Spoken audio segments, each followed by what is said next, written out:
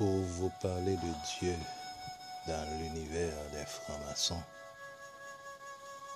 il faut d'abord en être convaincu de son existence, car nul ne peut parler de ce qui n'existe pas. Pour réfuter aussi son existence, il faut d'abord avoir accepté et cru qu'il existe. Croire ou ne pas croire n'enlève rien à ce qui est, a été et sera. Il faut dire que Dieu devient aujourd'hui le problème majeur des sociétés modernes, où les croyances disparaissent systématiquement pour laisser la place à ce qu'ils appellent la libre pensée. Certaines gens s'affirment que leur vie se déroule assez bien sans l'existence de Dieu ou d'un Dieu. La liberté de faire ce que l'on veut comme on veut est presque un droit acquis de nos jours dans les sociétés modernes. Tandis que ceux qui croient encore en son existence et qui demeurent fermes dans leurs croyances affirment tout aussi bien que leur vie se déroule normalement par la bonté de Dieu.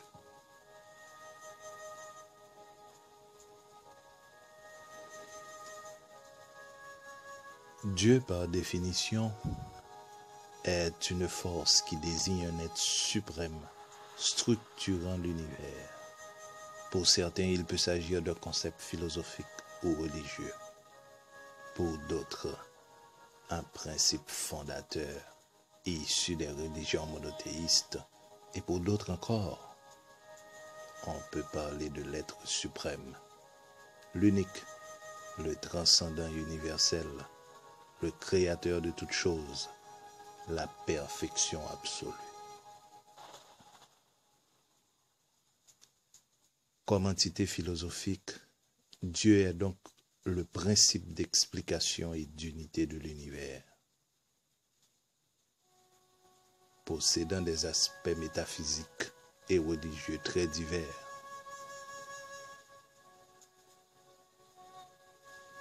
le concept, croyez-moi, est particulièrement difficile à définir.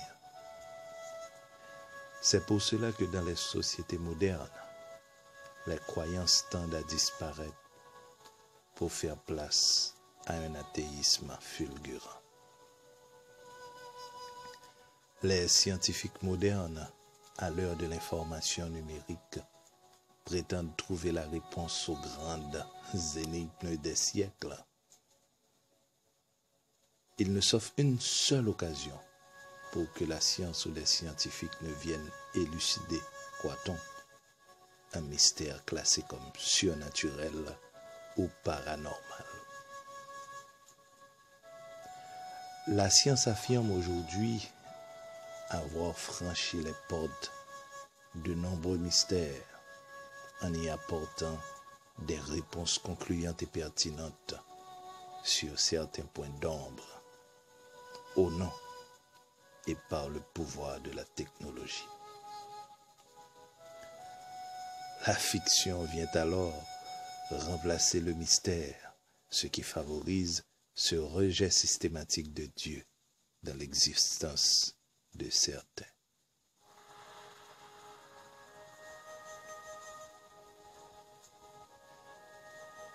Les francs-maçons, toujours en but avec cette société moderne dont ils prétendent être les nouveaux bâtisseurs travaillant à son perfectionnement intellectuel et moral, ne manquent pas d'être l'objet de critiques acerbes de cette même société. Pour les religions, la franc-maçonnerie est un culte et idolâtre, puisqu'elle collectionne une multitude de dieux, se regroupant sous le vocable grand architecte de l'univers et pratiquant la sorcellerie en son sein. Du moins, c'est ce qu'ils pensent, c'est ce qu'ils croient. Nous ne toucherons pas ici les déboires au cours des siècles de cette société passée de secrète à distraite aujourd'hui, où tout un chacun se permet de discourir comme bon leur semble, où l'on entend par-ci par-là des prétendus ex-francs-maçons témoigner du caractère diabolique et satanique de l'institution de laquelle ils ont eu la chance de s'en échapper, et toujours avec l'aide et le secours de Dieu.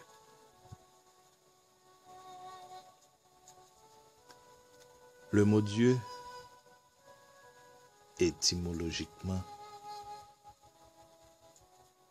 vient du latin Deus, lui-même issu de la racine indo-européenne Dei, qui signifie briller, servant à désigner le ciel lumineux en tant qu'une divinité, ainsi que les êtres célestes par opposition aux êtres terrestres, les hommes.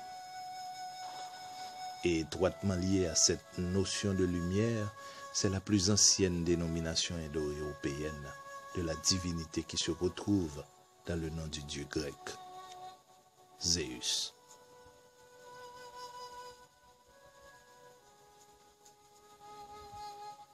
Zeus, dont le génitif est Dios, de la même racine est issue la désignation de la lumière du jour, diurne, et du jour lui-même, dies, en latin.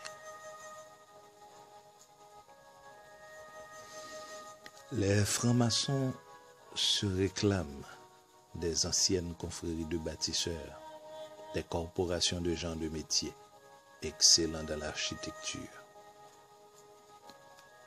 Alors le profane qui se présente au temple des francs-maçons pour se faire initier doit savoir qu'il existe un être supérieur, une force ou une puissance, un principe créateur qui est au-dessus de tout, qui pourvoit les mondes et les générations, l'univers et tout ce qui s'y trouve, géniteur de la vie, des lois et des principes.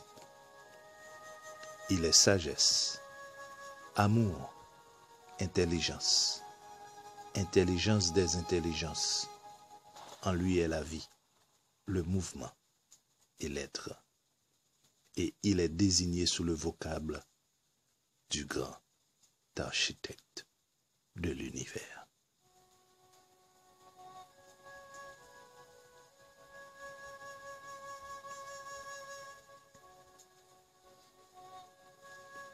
À l'instar des grands bâtisseurs de l'humanité,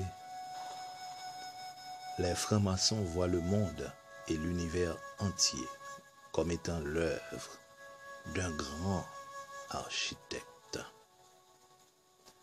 En tant qu'ordre initiatique et ésotérique, il n'impose aucune croyance à ses adeptes, mais chacun peut trouver sous le vocable du grand architecte de l'univers les caractéristiques et toutes les vertus que renferme sa foi, et de plus grandes choses encore. Dieu, désigné sous ce vocable, n'est pas circonscrit dans un dogme religieux. Il est dit dans le bloc maçonnique l'édifice, et je cite, « La symbolique du grand architecte de l'univers n'était liée à aucune croyance.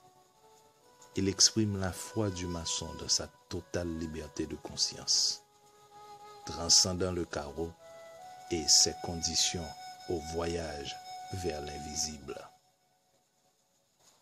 Le grand architecte de l'univers n'est pas une personne divine, c'est un principe supérieur. Le maçon travaillant sur lui-même constitue la fraternité spirituelle qui le lie à ses frères, et ainsi il participe à la construction du temple des hommes. Le maçon devient homme et reste porteur de lumière et facteur de paix, de joie et d'amour.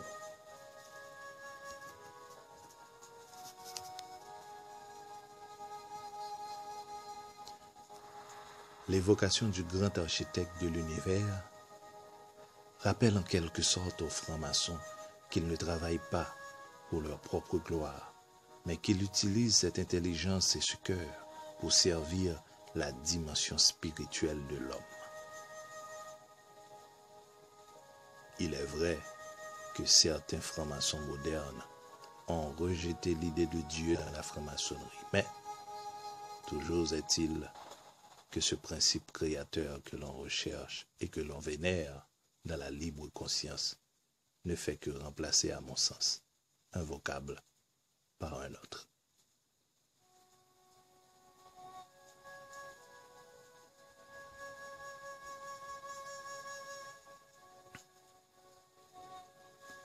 Tout compte fait, nous n'avons pas dans la franc-maçonnerie le monopole des mondes internes. Dans la construction de ce temple intérieur, nous ne pouvons qu'apprendre à l'apprécier pour qu'il nous livre ses enseignements. Le franc-maçon cherche la compréhension de Dieu dans toutes les philosophies et enseignements ésotériques. Le fait pour lui de chercher partout ailleurs et sur toute la surface de la terre ne fait pas de lui un idolâtre pour autant. S'il approche les autres cultures, c'est pour mieux forger son esprit, puisqu'il doit voir en chacun un membre de la famille de l'humanité. Dans les loges maçonniques, Dieu est la sagesse qui conçoit tout, la force qui exécute toute œuvre et la beauté qui l'orne. Le tout sous un univers étoilé soutenu par la foi, la charité et l'espérance. Il est la Ein Sof, la lumière vide sans borne, lumière infinie. Il est équilibre, miséricorde et justice. Il est le macrocosme s'exprimant dans son microcosme. Il est le point de lumière dans sa pensée, se projetant en 10 courants. Il est la couronne d'éternité et de l'infini, la sagesse, la compréhension, la miséricorde, la force, la beauté, la victoire, la gloire, le fondement et le royaume. Il est l'émanation, la création, la formation et l'action. Le temple maçonnique est le silence du principe créateur, silence que le franc-maçon recherche par la méditation profonde, en pratiquant toutes les vertus et en cultivant la tolérance envers les autres. Voilà Dieu dans l'univers des francs-maçons.